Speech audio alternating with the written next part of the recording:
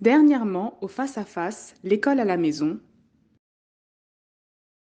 Moi, j'ai commencé à l'âge de 9 ans, soit en quatrième année. OK, quatrième année. Alors, comment tu as vécu ce changement? Ben, à vrai dire, c'était une vraie déprogrammation Oh, OK. parce que j'avais été habituée d'être enseignée d'une certaine façon à l'école publique, Mhm. qui est tout à fait différente de l'école à la maison. Donc, je vais juste te donner un exemple de la première période de la première journée d'école. C'était les mathématiques qu'on devait faire. Puis, ma mère, elle m'a dit, ben, prends ton cahier de mathématiques. J'ai pris mon cahier de maths. Puis après ça, ben, prends ton crayon. Ah, OK. Ben, ouvre ton cahier. Ah, OK. Puis ma mère m'a dit, ça se passera pas comme ça, là. OK. Hello, on est de retour pour une nouvelle vidéo, une deuxième vidéo sur l'école à la maison. Donc on a quelques questions encore et quelques mythes, pas vrai? Exactement. Mais avant, on vous invite encore une fois à vous abonner à notre chaîne YouTube, à notre compte Instagram et à notre page Facebook. Donc, pour moi, mon deuxième mythe, c'était l'adaptation scolaire parce que lorsqu'on est rendu au cégep, à l'université, la compétition, avoir d'autres élèves, comment tu fais? Est-ce que tu arrives à rattraper, à prendre le rythme, la cadence? Moi, c'est mon mythe, moi, personnellement. D'accord, ok. De mon côté, j'ai l'impression que l'école à la maison rend les enfants naïfs, qui ne sont pas prêts à se confronter à la réalité de la vie. Ouais, ouais. Vraiment. Donc j'attends de voir un peu ce que cette vidéo va nous dire là-dessus. Lançons la vidéo.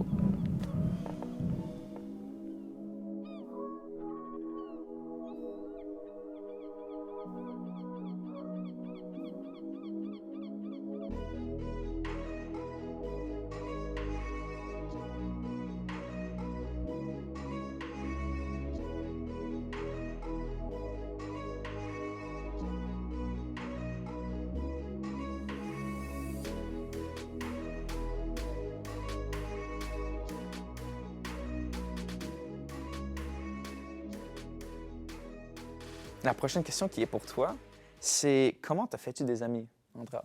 Ça, c'est une bonne question parce que les gens qui sont pas familiarisés avec l'école à la maison pourraient se dire, mais comment elle fait pour se faire des amis? Surtout que moi, je suis enfant unique. Hmm. Donc, des gens pourraient dire, mais qu'est-ce qu'elle fait? Comment elle fait pour se faire des amis? Ben, j'ai une facilité à parler avec les gens, j'aime ça. Donc, ça, c'est quelque chose qui aide, comment je me fais des amis. Mais aussi, quand j'ai commencé à faire l'école à la maison, j'avais déjà des amis à l'église. Donc, j'ai gardé ces amitiés-là. Puis, je me fais aussi des amis dans des camps d'été.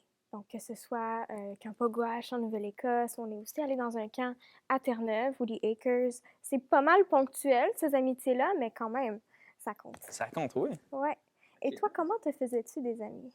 Ouais. Comme j'ai mentionné, oui, un peu dans les activités parascolaires, aussi dans les camps d'été. On allait, à chaque été, on allait aux États-Unis, au camp Laroelle. OK. Ce camp-ci qui est vraiment nice. Là, on se faisait plein d'amis. Mais c'est vrai que c'était des côtés de la frontière américaine. Mais en même temps, tu sais, on se faisait des amis ici, au Canada, les amis dans l'église, dans les activités qu'on faisait, même dans le voisinage. Tu sais, en automne, quand toutes les feuilles tombaient, on allait, mes frères et moi, puis on ramassait les feuilles. Puis OK. on se faisait payer pour de l'argent.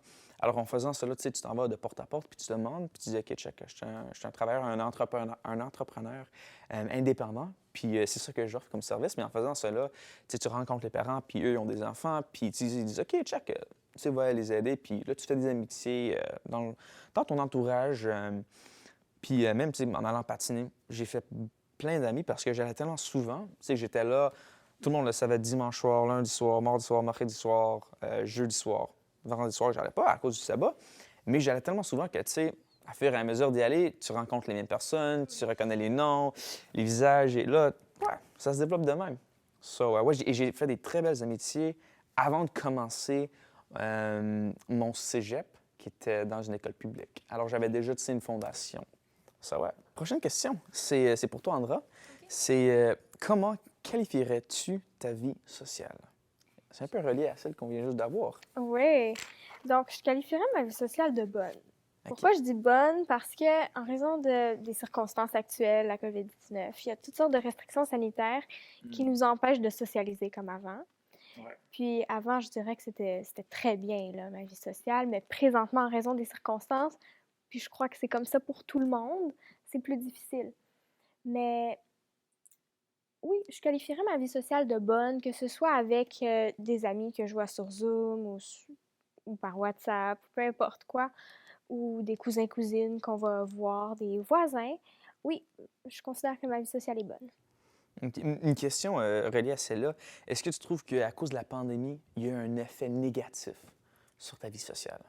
Absolument. OK. Absolument. Ouais.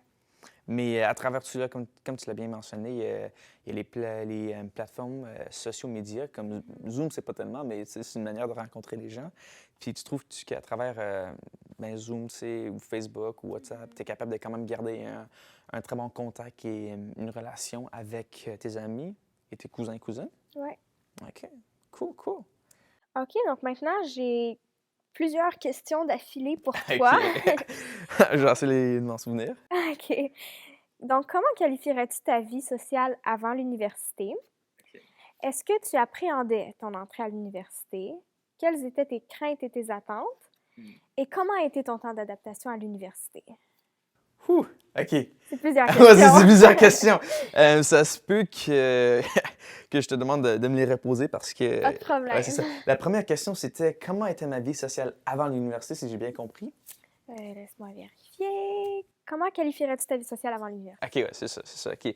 Ben oui, comme j'ai mentionné, quand on m'a demandé qu'est-ce que je faisais pour avoir des liens sociaux, je pense qu'elle était très bonne. Tu sais, j'avais beaucoup d'amis, comme on a mentionné, dans l'église, dans les camps, dans les cours, même tu sais, dans l'emploi, dans le voisinage. Alors, j'aurais dit que j'avais une très bonne vie sociale. Et pour en ajouter, je trouve que la personnalité, ça a un effet aussi. Parce que moi, je suis quelqu'un qui est très...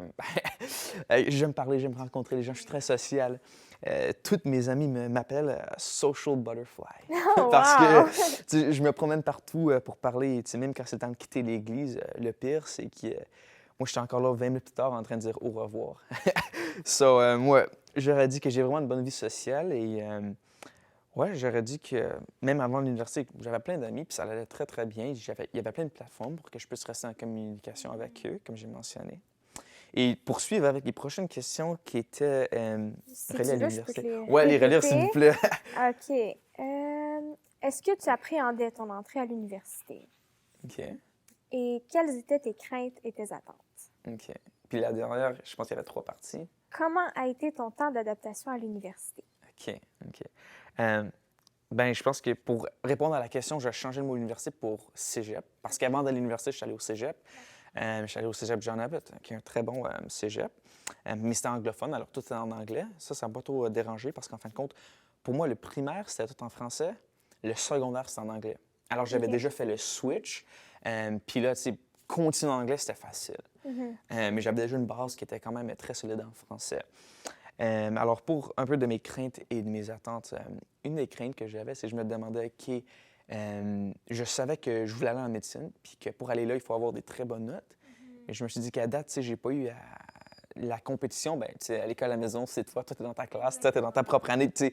Alors, ben, on veut pas se vanter puis dire qu'on est la meilleure de sa classe, mais tu sais, tu te compares à toi. C'est ça, exactement. Tu te compares à toi. T'as pas une classe à comparer. Puis là, avec la cotère, puis j'ai commencé à prendre un peu d'informations sur comment le cégep fonctionnait. Puis là, je me suis dit, OK, wow, pour avoir une cotère, tu sais, il faut que je sois mieux que la classe, puis tout ceci, patati patata. Puis ma crainte était, OK, comment est-ce que je vais savoir que je suis capable de faire, de bien performer dans l'école?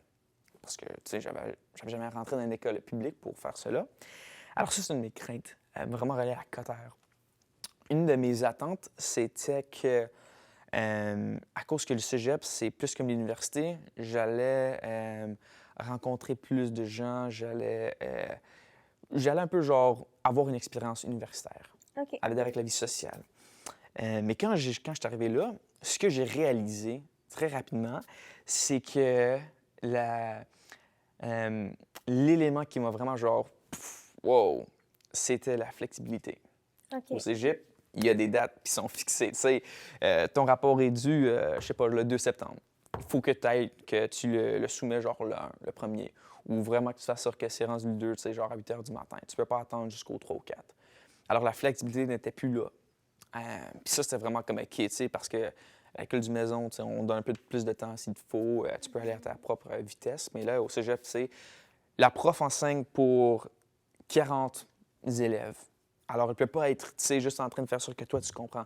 Des fois, toi, tu comprends, puis tu es comme, OK, tu sais, vas-y plus vite, c'est tellement lent. Mais d'autres fois, tu es comme, wow, c'est trop vite, arrête, je peux même pas écrire, je comprends pas.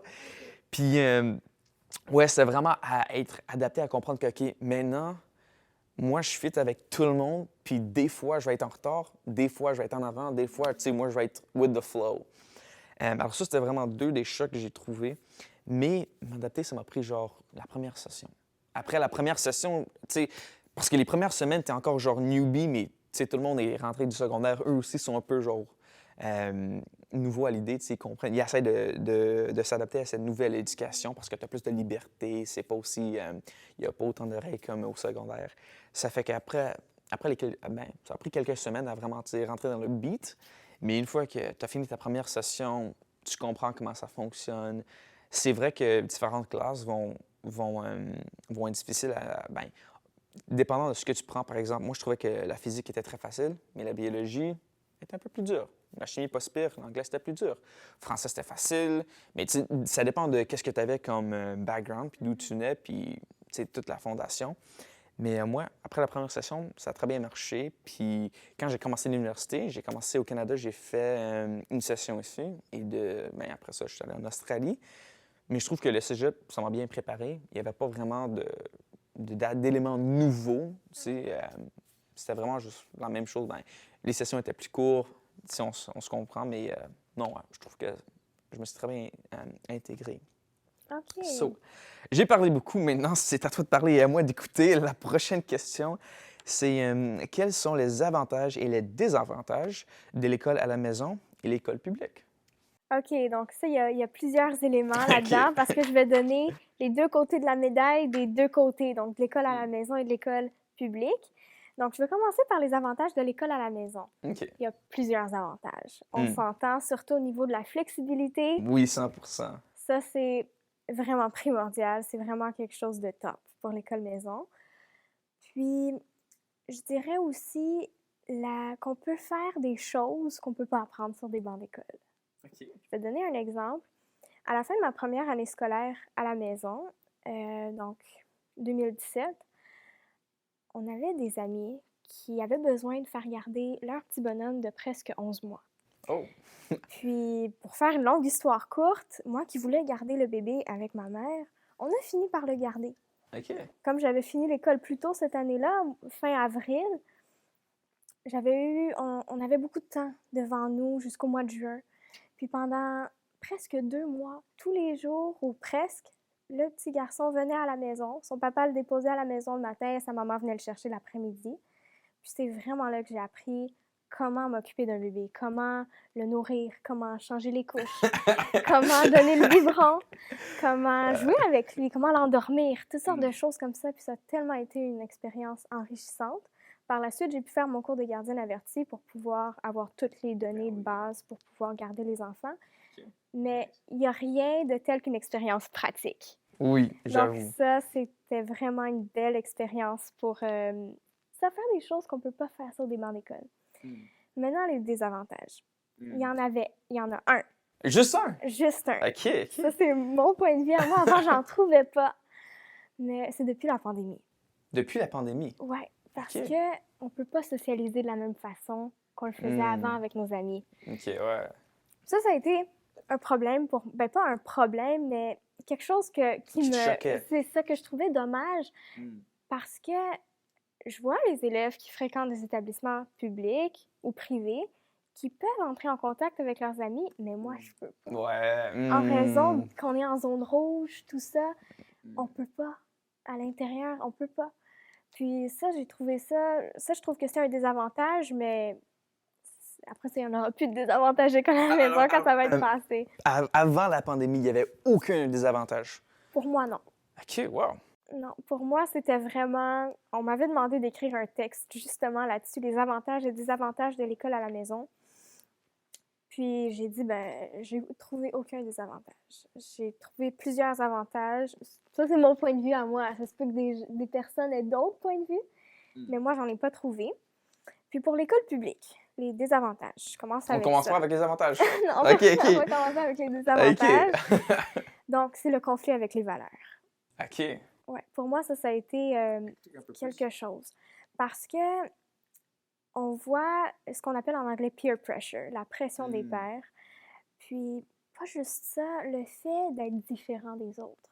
Le fait de dire, OK, moi, il y a des choses que je fais pas parce que je suis chrétienne, parce que j'ai des valeurs, puis ces choses-là, je veux pas les faire. Mais après ça, de se faire poser des questions, ouais, mais pourquoi tu fais pas ça? Pourquoi tu fais pas ça? Puis c'est pas le fait, oui, c'est fatigant à la longue de répéter tout le temps la même chose, mais c'est de devoir tout le temps être, comment je pourrais dire ça? En train de défendre ta foi, puis défendre pourquoi tu fais ce que tu fais. Puis les autres gens sont comme, ben, pourquoi est-ce que toi, tu poses pas la question, tu sais, pourquoi est-ce que toi, tu fais ceci? Mais surtout de toujours être, comme on dit en langage courant, un clash. Tout le temps avec nos valeurs, c'est différent. Les valeurs du monde, les valeurs chrétiennes sont complètement différentes. Donc, le fait de... ça entrait tout le temps en conflit. Donc, ça, c'est un désavantage, le conflit avec les valeurs pour les chrétiens.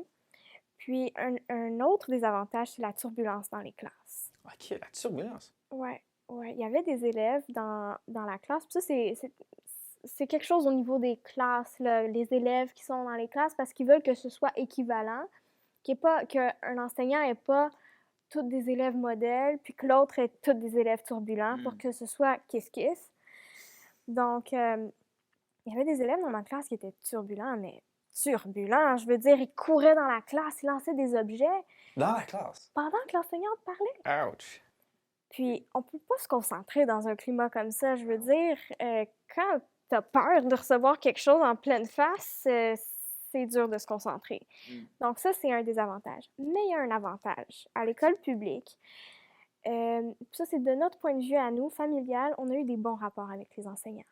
J'ai eu des enseignants avec qui on garde le contact, même encore aujourd'hui. OK, nice. Puis, il y en a même qui nous ont dit, vous savez, c'est bon que vous fassiez l'école à la maison. Il y en a une qui a dit, c'est bon que vous fassiez l'école à la maison avec Andra. Donc, ça, c'est un avantage que je trouve de l'école publique, le fait de pouvoir être en lien avec d'autres personnes, mais ça m'a aussi aidé. J'ai pu voir aussi c'est quoi qu'il y a dans le monde, qu'est-ce qui est différent de nous. Ouais. Non, c'est vrai, parce que je me souviens que des fois, je me fais poser la question, ben, quand j'étais plus jeune, quand je faisais l'école à la maison, ben, les gens me disaient, ben, tu vas pas être exposé à tu sais, la réalité de ce qui se passe dans les écoles, tu vas avoir des problèmes de T'en même. fais pas, ça vient un jour. Ouais, c'est ça, c'est ça. Puis, à faire à mesure, si tu ne le rencontres pas aujourd'hui, c'est sûr que tu vas le rencontrer demain. Puis, comme tu vas continuer ton éducation, il va arriver un point où tu vas décider d'aller au cégep ou à l'université ou quelque part, puis ça va se rencontrer. Puis, non, moi, je pense que c'est très bon d'avoir une fondation où tu sais à qui où t'es, puis tu pourras mieux combattre ces conflits. Ça. OK. Donc, cette question-là est pour nous deux. OK. Donc, quels sont les préjugés que tu entends souvent concernant l'école à la maison? Ben, comme j'ai juste d'en parler, les gens qui pensent qu'on va être naïf, qu'on va avoir de la difficulté à socialiser avec les autres, qu'on ne sera pas exposé à la réalité de la vie, qu'on est tous des weirdos, tu sais. Vous êtes quoi, genre, vous restez dans votre chambre toute la journée? Vous êtes attachés dans le sous-sol? Ouais, c'est ça, genre, ils pensent que nos parents sont genre I don't know, genre des dictateurs ou quelque chose très méchant, mais non, non, on a des beaux parents, vraiment des gentils parents, puis ouais, ça, c'est beaucoup des préjugements que je recevais, mais en même temps, je pense que, c'est ce qui répondait à leurs questions, c'était juste la manière que je me comportais. Okay. Ils voyaient que, hey, il n'est pas triste, il n'est pas antisocial, il n'est pas... En dépression. c'est ça, tu sais. Il n'est pas là en train de, genre, rester dans son coin, genre, OK, il s'intègre bien, il comprend bien, il est capable de relier aux autres. Puis, tu sais, quand on voit une injustice sociale, que ce soit aussi simple que peer pressure, ou tu sais, quelqu'un qui parle d'une manière agressive à une autre personne, de dire, hey, ça, c'est pas correct. C'est comme, OK, wow. Tu n'as pas besoin d'aller à l'école pour savoir que, tu sais, quelque chose de même, c'est pas correct. Alors, je trouve que vraiment, c'était de la marque que je me comportais, qu'ils ont vu que, OK, ouais, c'est pas un weirdo, c'est un gars qui est bien ordinaire. Et il y en a même des gens qui m'ont dit, wow, tu sais, si on aurait su que l'école à la maison était une possibilité, on aurait voulu le faire. parce qu'il peut voir que, tu sais, il y a beaucoup de désavantages pour moi. Puis, j'ai bien fait, tu sais, même au cégep, j'avais des bonnes notes, j'avais des bons amis. Ben, tout allait, je ne vais pas dire genre super, mais je me comportais très bien. So, ouais. Et toi? Ben, ça va un peu dans... Moi, ce que je pense, c'est un même élément que tu as déjà abordé, la socialisation. Les gens se demandent comment, je l'ai déjà abordé plus tôt, comment on peut se faire des amis, comment on peut socialiser avec les gens. Puis, comme je l'ai déjà... Non, est-ce que j'ai parlé de ça? En tout cas, c'est pas grave, mais on n'a pas besoin d'être dans une classe entourée de monde pour socialiser. On peut socialiser avec nos parents, avec nos frères et sœurs si on en a, avec les voisins. Ça n'a pas besoin d'être des gens de notre âge, ça peut être n'importe qui. Donc, la socialisation, ça, c'est en raison de la mentalité des gens. Les gens sont habitués comme ça que les enfants vont à l'école, puis c'est là qu'ils se font des amis. Mais c'est pas Limité. obligatoire. Ouais. C'est ça, c'est pas limité à ça. OK, cool. Moi, c'est vraiment intéressant la deuxième partie. Ça a changé ma perspective parce que Ravi avait raison. Que tu sortes de l'école publique, l'école privée ou l'école à la maison, rentrer à l'université, au cégep, c'est tout un challenge. Changer de cours, les échéances. Donc, clairement, l'école à la maison, c'est pas une pierre d'achoppement pour l'adaptation, que ce soit au cégep ou à l'université. Et toi? Moi, de mon côté, par rapport à mon mythe, bah, c'est un peu pareil que toi. C'est ça, on s'en fait bon. Clairement, enfin, je veux dire, c'est pas parce que tu es à l'école à la maison que tu vas avoir des difficultés avec les réalités de la vie. Puis, tu vas avoir aussi des difficultés quand tu es au privé ou au public. Donc, dans les deux sens, là, c'est kiff-kiff, je trouve. Puis, clairement, Jusqu'à ouais, maintenant, ça a pas de là... sens, ça, ce mythe-là. Clairement. Exactement. Ça fonctionne à l'école à la maison jusqu'à maintenant. C'est ça. OK, merci. Donc, ouais. Et je sais qu'on a une dernière vidéo à regarder sur ce sujet de l'école à la maison. Donc, on se retrouve pour cette vidéo-là. À plus! À plus!